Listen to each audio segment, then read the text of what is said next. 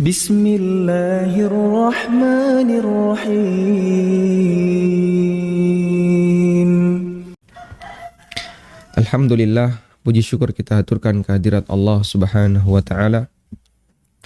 Kembali kita melanjutkan kajian membaca buku tafsir salat, dan insyaallah di kesempatan kali ini kita akan mempelajari tentang ta'awud. Ta'awud adalah kalimat a'udzubillah yang artinya aku berlindung kepada Allah. Disebut juga dengan kalimat isti'adzah, permohonan perlindungan kepada Allah Subhanahu wa taala. Dan kita disyariatkan untuk membaca kalimat isti'adzah sebelum membaca Al-Qur'an. Berdasarkan perintah Allah dalam firman-Nya di surat An-Nahl ayat 98. فَإِذَا قَرَأْتَ الْقُرْآنَ فَاسْتَعِذْ بِاللَّهِ مِنَ الشَّيْطَانِ الرَّجِيمِ. Apabila kamu membaca Al-Quran, maka mintalah perlindungan kepada Allah dari setan yang terkutuk. Sehingga berdasarkan ayat di atas, maka redaksi isti'adzah adalah a'udzu billahi minasyaitonir rajim. Karena bunyi ayatnya fasta'idz billahi minasyaitonir rajim. Berarti bunyi isti'adzahnya adalah a'udzu billahi minasyaitonir rajim. Maka landasan a'udzu billahi minasyaitonir rajim adalah Quran surat An-Nahl ayat 98. Dan ulama sepakat bahwa kalimat ta'awud bukan bagian dari Al-Quran.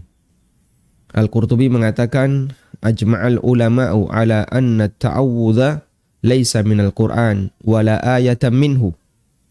Ulama sepakat bahwa ta'awud bukan termasuk bagian dari Al-Quran dan juga bukan pula salah satu ayat dari Al-Quran.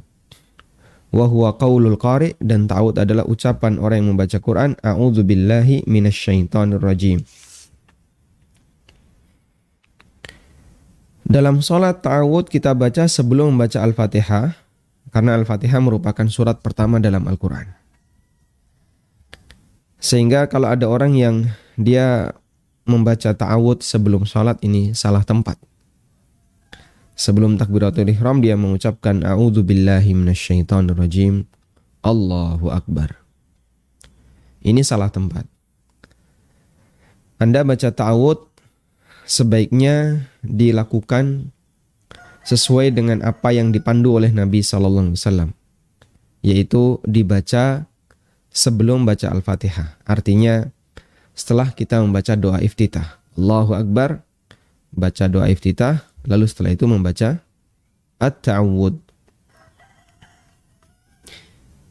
Kemudian karena ta'awud ini bukan termasuk bagian dari Al-Quran, maka barangkali di antara yang perlu kita koreksi adalah ketika seseorang mengutip firman Allah misalnya. Allah berfirman dalam Al-Quran, a'udzu billahi minasyaitonir rajim, inna a'tainakal kautsar. Kayaknya nggak ada kalimat seperti itu. Jadi kadang orang sebenarnya ini lebih kepada refleks ya. Allah berfirman dalam Al-Quran, a'udzu billahi minasyaitonir rajim. Mana kalimat ini dalam Al-Quran? Yang saya maksud adalah kalimat a'udzu billahi minasyaitonir rajim. Karena sebelumnya dia mengatakan Allah berfirman dalam Al-Quran, a'udzu billahi minasyaitonir rajim. Padahal a'udzu billahi minasyaitonir rajim tidak ada dalam Al-Quran sebagaimana keterangan Al-Qurtubi. Bahkan ulama ijma' dengan itu. Karena itulah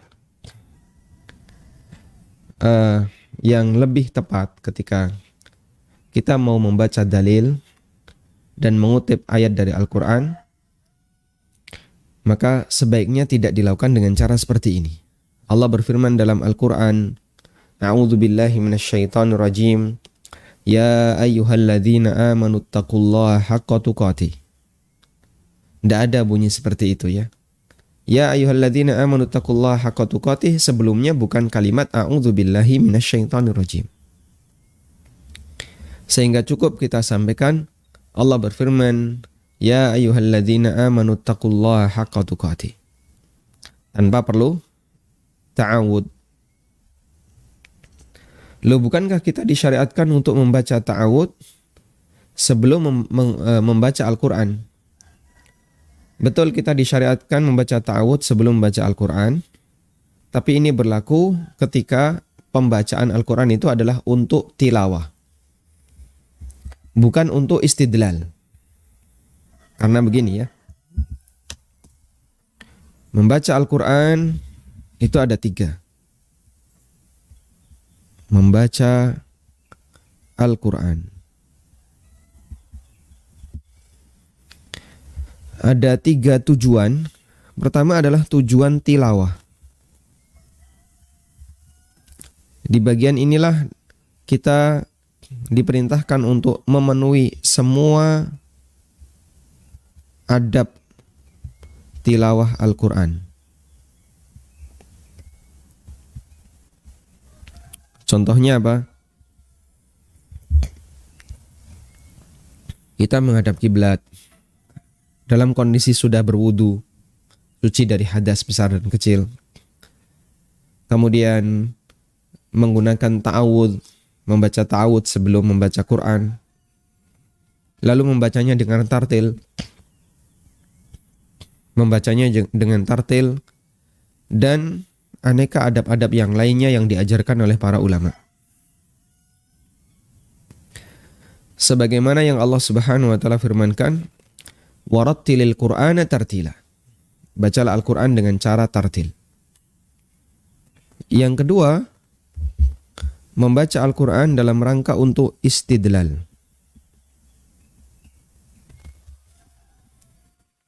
Membaca Al-Qur'an untuk tujuan istidlal ini tidak semua adab kita praktekkan.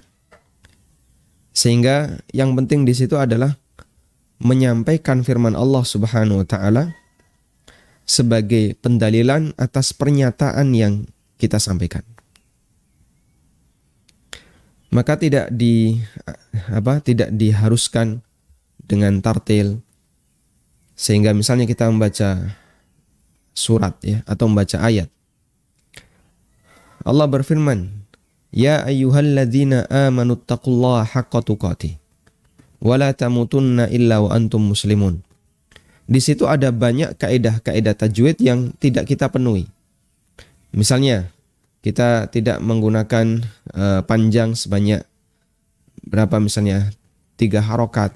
Ya ayyuhalladzina amanu taqullah. Kita juga tidak dengung wala tamutunna illa wa antum muslimun. Tidak ikhfa juga. Sehingga ketika kita baca hanya sebatas sesuai kebutuhan yang bisa dipahami teks itu kepada para jamaah. Maka membaca Al-Quran dengan tujuan istidlal itu seperti baca hadis. Kita ketika membaca hadis, kita tidak dianjurkan untuk memenuhi kaidah tajwid ya. Innamal a'malu binniyat wa innama likulli imri'in ma nawa. Enggak perlu seperti itu. Itu membaca Quran. Tapi kita baca hadis dengan cara ya lebih datar. Innamal a'malu binniyat wa innama likulli imri'in ma nawa. Yang penting pokoknya teks itu bisa dipahami dengan baik oleh pendengar. Sehingga dia lebih datar. Kemudian yang ketiga adalah membaca Al-Quran dalam rangka untuk ruqyah. Membaca Al-Quran dalam rangka untuk ruqyah ini kembali ke niat. Tata caranya sama seperti membaca Quran yang tujuannya untuk tilawah, yaitu dibaca dengan cara tadi ya, memenuhi kaidah-kaidah tajwid. Baik. Nah, untuk istidlal, untuk tujuan istidlal, Nabi SAW tidak membaca isti'adzah. Sebagaimana disebutkan dalam beberapa hadis. Misalnya, Nabi SAW pernah mengatakan, wa inna allaha amaral mu'minina kama amara bihil mursalin. Ya ayyuhar rusulu kulu min tayyibati ma razaqnakum wa'malu salihah. Wa qala ta'ala, ya ayyuhalladzina amanu kulu min tayyibati ma kasabtum. Allah Subhanahu wa taala berfirman, kata Nabi SAW, wa inna allaha amaral mu'minina kama amara bihil mursalin. Allah perintahkan orang-orang yang beriman sebagaimana Allah perintahkan para rasul. Lalu Nabi SAW mengutip firman Allah, ya ayyuhar rusulu kulu min tayyibati ma razaqnakum.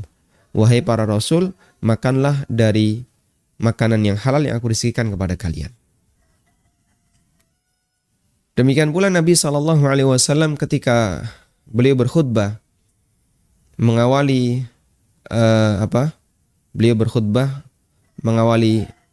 khutbatul hajah, beliau mengatakan, ya ayyuhalladzina amanu taqullaha haqqa tuqatih. Ya ayuhan nasu taqu rabbakumul ladzi khalaqakum min nafsin wahidah. Sehingga ketika kita lihat di teks hadis di mana Nabi SAW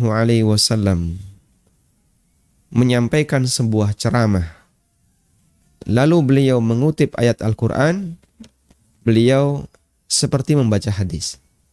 Sehingga sifat ayat Al-Quran di situ tujuannya adalah untuk istidlal, untuk diambil dalil, dan beliau tidak menggunakan kaidah tajwid. Sangat berbeda ketika beliau membaca Al-Quran dalam rangka untuk tujuan tilawah. Baik. Makanya dari sini, ketika seseorang berceramah, lalu dia mengutip firman Allah Subhanahu wa taala, maka sebenarnya dia tidak perlu mengatakan a'udzubillahi minasyaitonir rajim, tapi langsung menyebutkan ayatnya. Tayyib. Agar tidak terjadi tadi, Allah berfirman dalam Al-Quran, a'udzubillahi minasyaitonir rajim. Ya ayyuhalladzina amanu taqullaha haqqa tuqatih. Ya, perasaan tidak ada a'udzubillahi minasyaitonir rajim dalam Al-Quran. Ya. Dan kalaupun tujuannya ini kan dalam rangka membaca Quran. Anda membaca Quran tujuannya untuk istidlal, bukan dalam rangka untuk tilawah. Nah.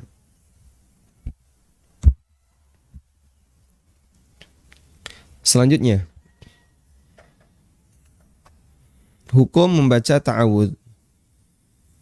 Ulama berbeda pendapat mengenai hukum isti'adzah sebelum membaca Al-Quran. Pendapat pertama mengatakan, membaca isti'adzah sebelum membaca Al-Quran hukumnya wajib. Karena Allah perintahkan dalam Al-Quran. Dan hukum asal perintah adalah wajib. Ini merupakan pendapat Atha, Ats-Tsauri, Al-Auza'i, Dawud Az-Zahiri, sebagaimana dinukil oleh Imam Ibnu Hazm dalam Al-Muhalla. Dan ini juga pendapat Imam Ahmad dalam salah satu riwayat, dan yang dinilai lebih kuat oleh Ibnu Battah dalam Al-Insaf. Dan di antara ulama belakangan yang memiliki pendapat ini adalah Imam Al-Albani, termasuk juga Asy-Syaikh masyhur Hasan Salman, murid beliau rahimahullah.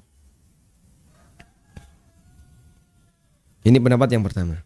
Sehingga kalau ada orang yang membaca Al-Quran tapi dia tidak membaca ta'awudz, maka dia berdosa karena dia meninggalkan salah satu kewajiban. Kemudian pendapat yang kedua, ta'awudz hukumnya anjuran dan tidak wajib. Ini merupakan pendapat jumhur ulama dari kalangan sahabat, tabi'in, dan para imam. Para imam adalah Abu Hanifah, Asy-Syafi'i, dan Ahmad menurut riwayat yang mu'tamad, riwayat yang menjadi acuan dalam mazhabnya.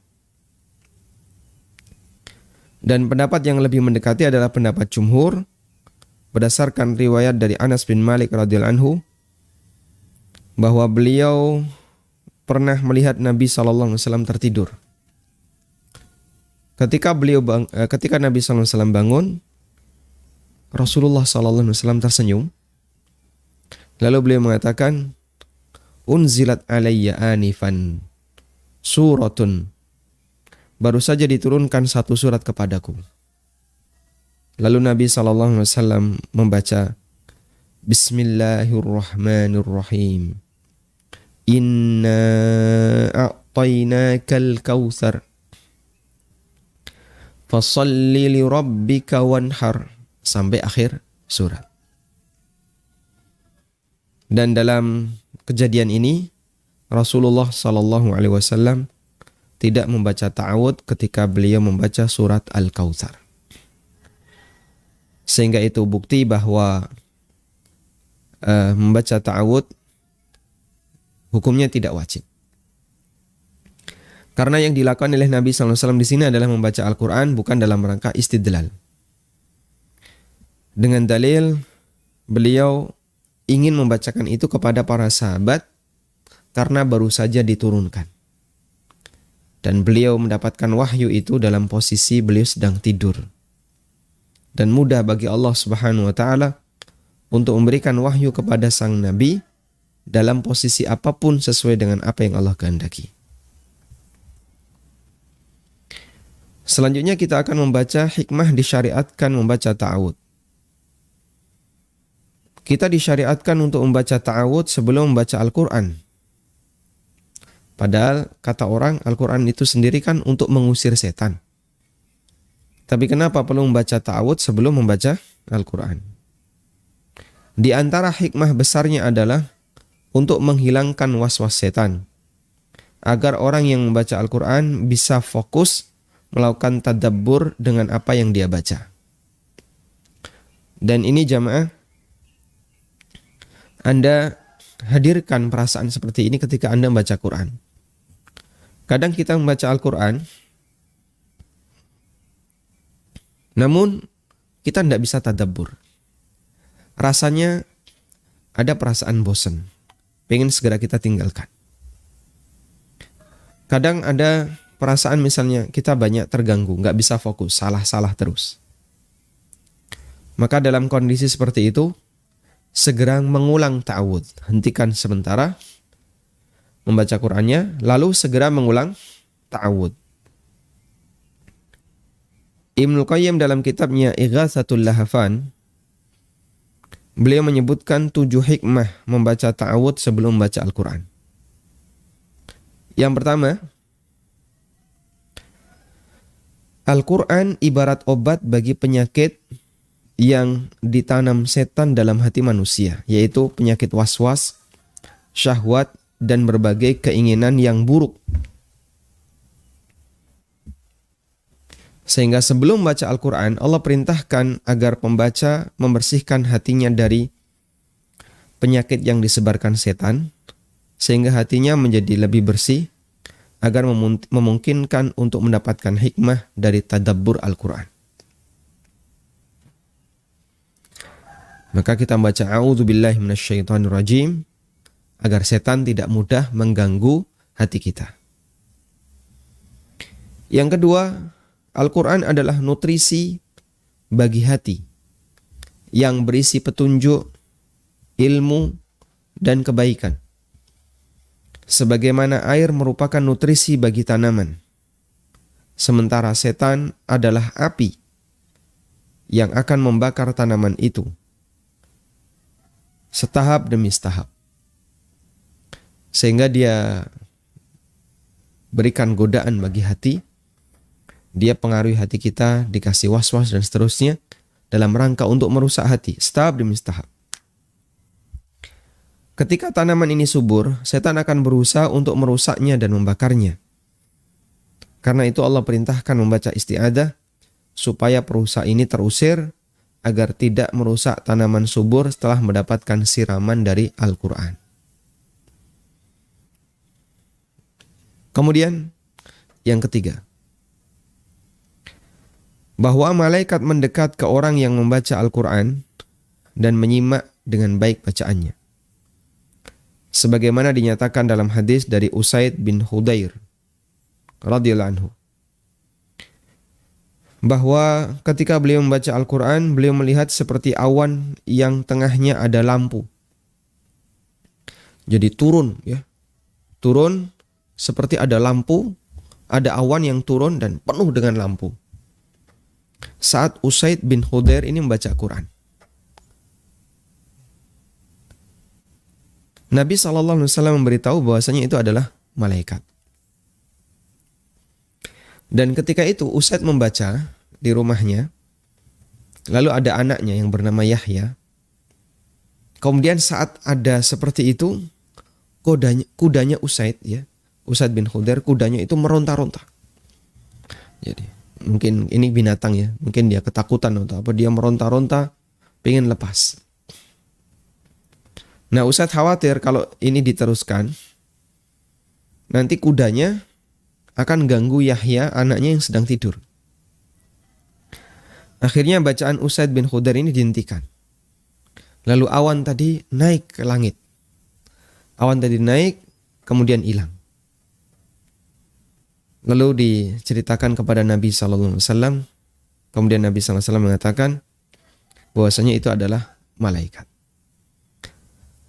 Andaikan Usaid bin Hudair melanjutkan bacaan Qur'annya sampai selesai, maka malaikat itu akan turun tiba di tempatnya Usaid bin Hudair. Sementara setan adalah lawan dan musuh malaikat. Pembaca Al-Quran diperintahkan untuk isti'adzah dalam rangka mengusir sang musuh sehingga malaikatnya akan turun. Di kesempatan ini tidak boleh berkumpul antara malaikat dengan setan. Kemudian yang keempat, setan akan mengganggu pembaca dengan semua usahanya agar tidak fokus, sehingga gagal untuk mendapatkan tujuan utama membaca Quran, yaitu tadabbur. Afala yatadabbaruna al-Quran? Apakah mereka tidak mentadabbari Al-Quran? Dan tujuan Allah Subhanahu wa taala menurunkan Al-Quran adalah liyadabbaru ayatihi, agar mereka mentadabburi ayat-ayat Al-Quran.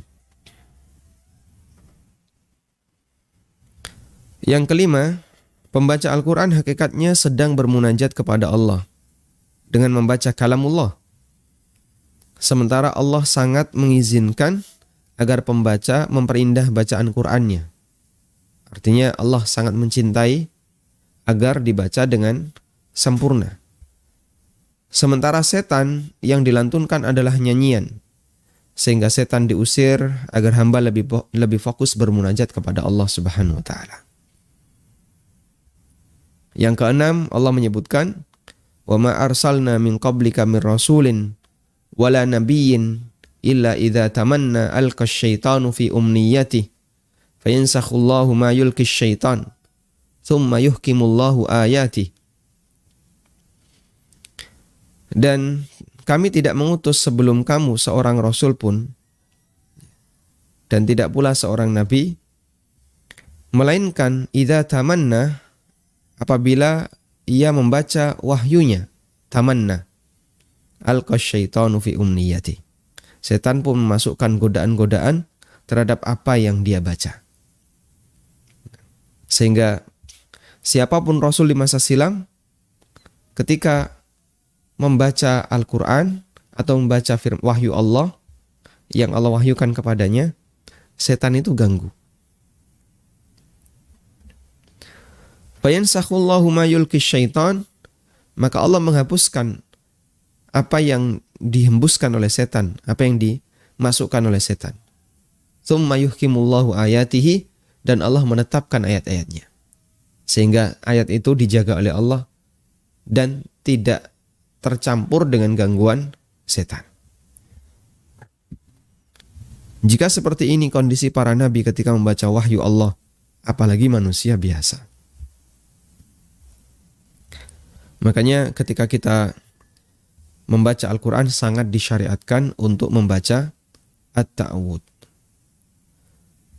Yang ketujuh, setan sangat bersemangat untuk menggagalkan rencana amal baik hamba agar tidak dapat pahala, termasuk ketika kita hendak membaca Quran. Sehingga sebelum baca Quran, begitu mulai Bismillahirrahmanirrahim, dipanggil istrinya. Nah, terus kita berhenti, Quran ditutup, kita tinggalkan Quran ya, dalam rangka untuk beraktivitas yang lain. Akhirnya apa yang kita lakukan? Kita tinggalkan Al-Quran. Padahal tadi kita sudah bersiap-siap untuk membaca. Atau tiba-tiba anak itu jatuh. Nah, kemudian kita nolong anak, kita tinggalkan Quran, kita nolong anak. Akhirnya kita nggak jadi baca Quran. Atau ada kepentingan apapun gitu ya. Kadang sebentar-sebentar kita baru baca satu ayat, sudah ada gangguan. Quran kita tutup. Nah, bisa jadi gangguan itu karena pengaruh dari setan. Maka kita mohon kepada Allah dan mengucapkan a'udzubillahi minasyaitonirrajim. Karena itu jamaah, begini ya. Sebagai bagian dari adab ketika kita membaca Quran, bagian dari adab adalah jangan Anda tinggalkan bacaan Quran itu kecuali jika ada sebab yang mendesak.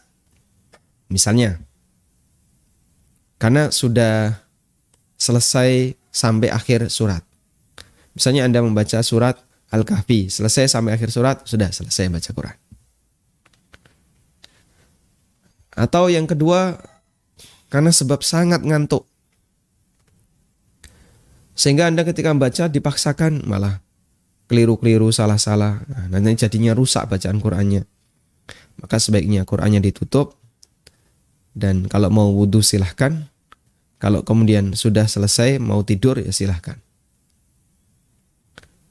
Yang ketiga misalnya ada kejadian yang urgent. Apa misalnya anak jatuh yang butuh untuk segera ditolong. Atau kejadian urgent yang lainnya. Dipanggil orang tua. Ya, Anda bisa tutup sementara untuk kemudian menghadap panggilannya. Namun kalau tidak terlalu urgent, cuman diajak ngobrol atau ditanya orang yang tidak terlalu penting untuk dijawab, sebaiknya tetap fokus. Sehingga yang bersangkutan paham, ini sedang baca Quran. Sama sebagaimana ketika kita sedang sholat sunnah. Coba kalau kita sedang sholat sunnah, dipanggil orang. Yang kita lakukan apa? Batalin sholatnya atau gimana? Tidak, kita akan lanjutkan. Dan orang yang manggil sadar, oh sedang sholat. Mungkin ketika manggil dia nggak tahu kalau lagi sholat. Begitu lihat, oh sedang sholat. Akhirnya dia nggak jadi manggil.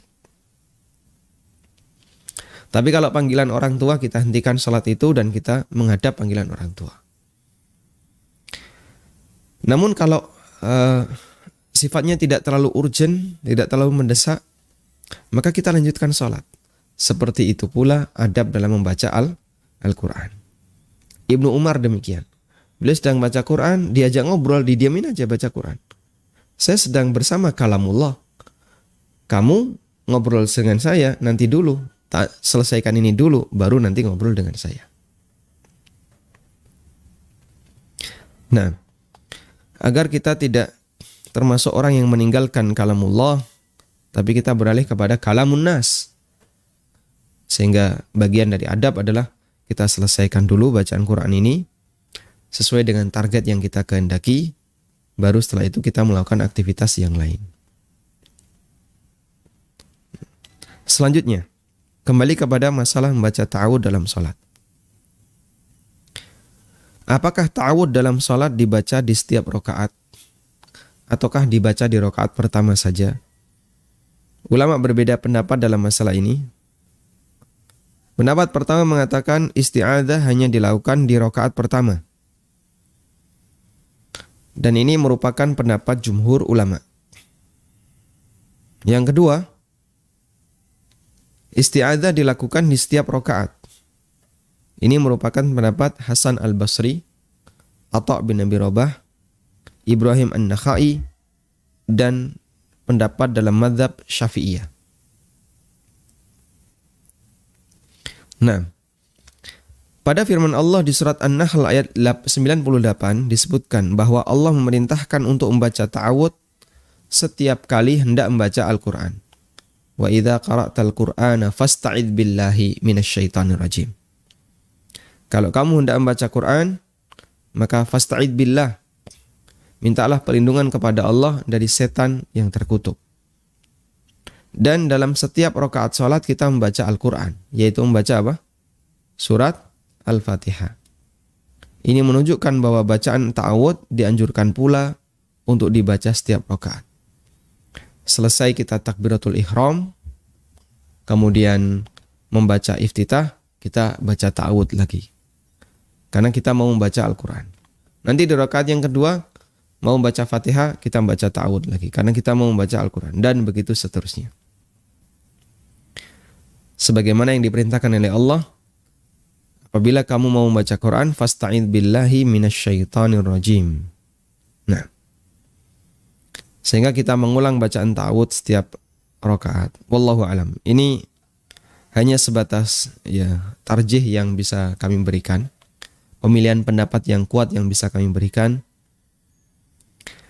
Dengan tetap menghormati pendapat mayoritas ulama bahwa membaca ta'awud hanya dilakukan di rakaat yang pertama. Wallahu ta'ala alam. Kemudian tentang ta'awud. Redaksi ta'awud ada 3 redaksi yang semuanya disebutkan dalam dalil ya. Pertama, redaksi yang paling pendek. A'udzu billahi minasyaitonir rajim. Ini berdasarkan surat An-Nahl ayat 98. Karena Allah mengatakan fasta'idz billahi minasyaitonir rajim. Maka kita amalkan dengan mengucapkan a'udzu billahi minasyaitonir rajim. Redaksi yang kedua. A'udzu billahi minasyaitonir rajim min hamzihi wa nafthihi wa nafsihi. A'udzu billahi minasyaitonir rajim min hamzihi wa nafthihi min hamzihi wa nafthihi wa nafsihi. Ini berdasarkan hadis dari Abu Umamah Al-Bahili radhiyallahu anhu. Beliau pernah melihat Nabi sallallahu alaihi wasallam salat seusai membaca doa iftitah, beliau membaca ta'awud dengan kalimat di atas. A'udzu billahi minasyaitonir rajim min hamzihi wa nafthihi wa nafsihi. Ini belum kita terjemahkan ya, nanti kita lihat di tafsirnya. Kemudian redaksi yang ketiga ditambahi dengan as-sami'il alim. A'udzu billahi as-sami'il alimi minasyaitonir rajim min hamzihi wa nafthihi wa nafsihi. Ini berdasarkan hadis dari Abu Sa'id Al-Khudri radhiyallahu anhu. Beliau pernah melihat Nabi sallallahu alaihi wasallam setelah membaca iftitah, beliau membaca ta'awud di atas. Nah, kemudian kita coba lihat tafsir dari ta'awud. A'udzu billah, aku berlindung kepada Allah. Apa yang ada dalam kalimat ini? Dalam i'anatut talibin disebutkan dalam kalimat a'udzu billah i'tiraful 'abdi bi annahu dha'if adalah bentuk pengakuan hamba kalau dia adalah makhluk yang lemah. Dan keyakinan bahwa Allah Maha Kuasa. Dialah satu-satunya yang mampu menolak segala gangguan dan keburukan yang mengancam hamba. Sehingga ketika hamba mengucapkan a'udzubillah, maka seolah-olah hamba ini mengatakan, aku ini lemah ya Allah. Dan aku mengakui kehebatan, keagungan dan kebesaran-Mu, kekuasaan-Mu. Dan aku mohon kepadamu pertolongan, perlindungan dari segala potensi bahaya yang mengancam diriku. Sehingga di situ ada al-i'tiraf bi dha'fihi wal i'tiraf bi 'azamatillah. Pengakuan terhadap kelemahan hamba dan pengakuan terhadap keagungan Allah Subhanahu wa taala. As-Sami'il Alim. As-Sami' zat yang Maha mendengar, Al-Alim Maha mengetahui. Mengapa dua nama ini yang disebutkan? Padahal nama Allah yang lain banyak. Disebutkan dua nama ini karena sangat sesuai dengan keadaan. As-Sami' yang Maha mendengar ada dua makna, yaitu mendengar permohonan hamba yang sedang memohon pelindungan kepadanya. Dan yang kedua, mendengar semua suara, termasuk bisikan-bisikan dalam batin. Allah dengar itu. Maka kita panggil Allah zat yang Maha As-Sami', yang mendengar semuanya. Yang kedua adalah Al-Alim, yang Maha mengetahui. Dia mengetahui semuanya tanpa ada yang tersembunyi darinya, termasuk isi hati manusia. Sehingga sangat sesuai antara konteks bentuk pelindungan dengan nama dan dua nama Allah yang tadi kita sebutkan. Minasyaitonir rajim, dari godaan setan yang terkutuk. Ini menunjukkan pengakuan hamba bahwasanya setan itu musuh. Dan setan yang dimaksud di sini adalah setan jin yang membisikkan was-was di batin manusia. Setan disifati dengan ar-rajim, yang artinya terajam. Rajam berarti melempar dengan batu. Melempar dengan batu terkadang untuk tujuan mematikan, seperti merajam orang yang berzina setelah menikah, dan terkadang bertujuan untuk mengusir. Misalnya perkataan orang kafir, Azar kepada Ibrahim, la illam tantahi la arjumannaka. Kalau kamu gak menghentikan dakwahmu, akan aku rajam kamu, biar kamu terusir dari kampung ini. Dan setan disebut dengan ar-rajim untuk makna yang kedua, yaitu dia diusir. Setan diusir karena setan diusir oleh Allah Ta'ala dari surga dan diusir dari rahmat Allah Subhanahu wa Ta'ala. Makanya dia disebut ar-rajim, makhluk yang terusir. Dan kita kadang mengusir binatang itu pakai apa? Pakai rajam. Ada ayam ya, notoli kembang. Wah, sekarang tanaman lagi mahal. Janda bolong kok ditotoli ayam. Ambil kerikil, lempar itu ayam. Ada ayam makan, atau kambing misalnya, makan rumput di sekitar kita. Ambil kerikil, lempar itu kambing. Maka kita merajam binatang untuk mengusir binatang. Min hamzi wa nafhi wa nafsi. Sekarang apa yang dimaksud ini ya? Ada 3 kata yang cukup asing mungkin bagi sebagian orang. Hamzun, nafkhun, nafsun. Hamzun, nafkhun, nafsun. Al-Mubarakfuri dalam penjelasannya Sunan Tirmidzi, yaitu Tuhfatul Ahwadhi, syarah dari Sunan Tirmidzi, beliau menjelaskan, min hamzihi, hamzun maknanya adalah waswasa. Nafkhun maknanya adalah al-kibr, al-muaddi ilal kufr. Nafsun maknanya adalah sihir. Hamzun artinya waswas, nafkhun artinya kesombongan yang mengantarkan kepada kekufuran. Dan nafsun pakai sa artinya adalah sihir. Nah, sehingga kita mohon perlindungan kepada Allah dari godaan setan dan dari was-was setan, dari kesombongan yang dihembuskan kepada manusia, dan dari sihirnya setan. Kemudian Al-Mubarakfuri menukil keterangan At-Tibi.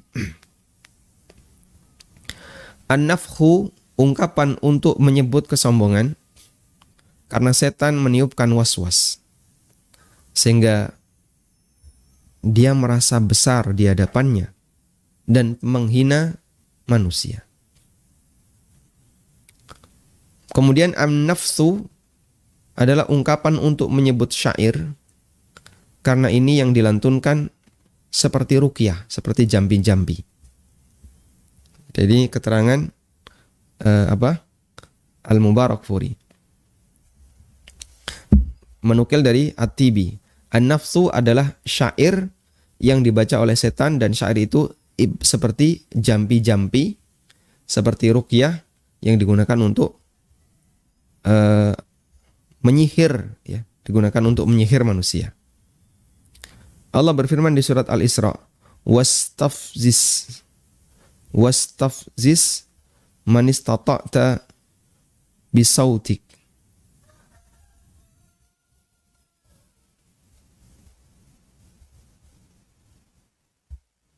Ada di surat Al-Isra ayat 64. Wastafzis man istata'ta minhum bisautika wa ajlib alaihim bi khaylika wa rajilika wa syarikhum fil amwali wal auladi wa'idhum wa ma ya'iduhum asyaitanu illa ghurura. Allah berfirman di surat Al-Isra ayat 64 bahwa salah satu di antara godaan setan adalah suara. Salah satu di antara godaan setan adalah suara. Ketika Allah mengusir iblis, maka Allah Subhanahu wa taala melihat iblis itu sangat bersemangat untuk berusaha menyesatkan manusia. Lalu Allah firmankan, "Wastafziz man istata'ta minhum bisautik." Silahkan kalian pengaruhi, silahkan kalian goda siapapun di antara mereka yang mampu untuk kalian goda bisautika, dengan suaramu. Nah, menggoda manusia dengan suara di sini adalah an-nafs. Dan godaan-godaan yang lainnya termasuk juga hamzun, di mana godaan itu berupa suara-suara yang indah, syair-syair yang indah, kemudian mempengaruhi hati manusia. Wallahu a'lam. Makanya kita berlindung kepada Allah Subhanahu wa taala dari godaan setan, termasuk godaan dalam bentuk jambi-jambi yang dihembuskan oleh setan. Wallahu a'lam. Demikian yang bisa kita aturkan sebagai muqaddimah. Semoga menjadi ilmu yang bermanfaat. Wassallallahu ala nabiyyina Muhammadin wa ala alihi wa sahbihi wasallam.